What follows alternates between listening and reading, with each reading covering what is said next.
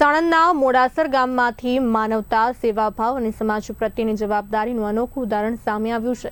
ગામના સરપંચ વિપુલસિંહ સોલંકી અને તેમના પરિવારે ગરીબ અને જરૂરિયાતમંદ પરિવારો માટે પ્રશંસનીય પહેલ હાથ ધરી છે। દેવી પૂજક સમાજના અનેક પરિવારો વર્ષોથી કાચા અને જર્જરિત મકાનોમાં જીવન વિતાવી રહ્યા હતા।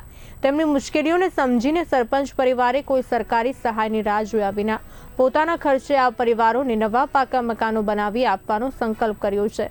હાલ જૂના મકાનો તોડીને નવા મકાનોના નિર્માણની કામગીરી પણ શરૂ થઈ ગઈ છે, જેને લઈને ગામમાં ખુશીનો માહોલ જોવા મળી રહ્યો છે। બહાદુરસિંહ સોલંકી, ગામ મોડાસર, તાલુકો સાણંદ, જિલ્લો અમદાવાદ। મોડાસરમાં હાલ આપણે જે દેવી પૂજક વિસ્તાર છે તેમાં આપ મકાન બનાવી આપો છો, તે બાબતે આપ શું કહેશો? દેવી પૂજકના 70 મકાનો બનાવી છે અમે અત્યારે। સંપૂર્ણ અમારા ખર્ચે બનાવી છે, પંચાયતના સરકારના ખર્ચે નથી બનાવતા, અમારી ફેમિલીના ખર્ચે બનાવી છે। આ દેવી પૂજકના ચોમાસું હોય, ઉનાળો હોય કે કોઈ બી સિઝન શિયાળો હોય, તો ચોમાસાની અંદર બહુ અમને પાણી વિસ્તારમાં ભરાઈ જતું હતું, પાણી અંદર પડતું હતું, તો ત્યારે બી તાડપત્રીઓ લાવીને રહેતા હતા। એટલે વિચાર્યું ફેમિલી અમારે કે આપણે ચલો હવે સરકારની અંદર ઘણી માગણી અમે કરી હતી આના માટે, પણ આ જે સ્થળ રહ્યું એની અંદર મંજૂર થાય એવા નથી। એના લીધે બસ અમે ફેમિલી વિચાર્યું કે હવે આપણે 70 મકાનો આપણા સંપૂર્ણ ખર્ચે આપણે બનાવી દઈએ છીએ। આશરે કેટલા મકાનો દેવી પૂજકના છે અને હાલ કાચા એવા મકાનો કેવાય કે તમે તે બનાવી રહ્યા છો? દેવી પૂજકના આશરે 150 મકાનો હશે, એની અંદરથી કાચા મકાનો 70 મકાનો છે। 70 મકાનો આપણે અત્યારે બનાવી રહ્યા છીએ। કેટલા બાય કેટલા શું બનાવી આપો? 10 બાય 12 મકાનો હતા, અત્યારે આપણે 12 બાય 18 મકાનો બનાવીએ છીએ। આવી પ્રેરણા આપને ક્યાંથી મળી?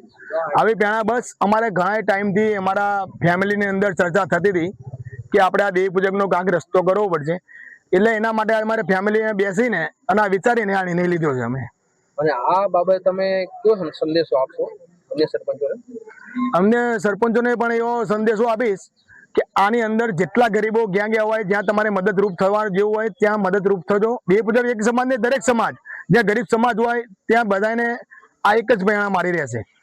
મોડાસર ગામમાં સરપંચ તરફથી તમને મકાન બનાવવા આપે છે, એમના બાબતે શું કહેશો તમે?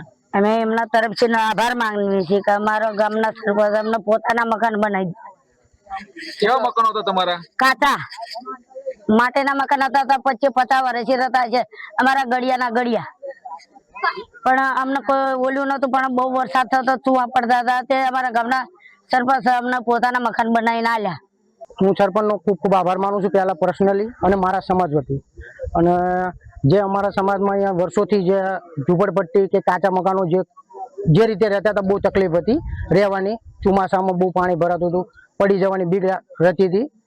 તો સરપંચ સાહેબે જે અમે કીધું અને એમને જે એમની ફેમિલી તરફથી સહયોગ, અમારા 70થી વધારે મકાનો બન્યા પછી કે જે સ્વયં ખર્ચે એમની ફેમિલીના ખર્ચેથી, તો હું અને મારો સમાજ દેવી પૂજક સમાજ સરપંચનો ખૂબ ખૂબ આભાર માનીએ છીએ અને એમના ઋણી રહેશું અમે।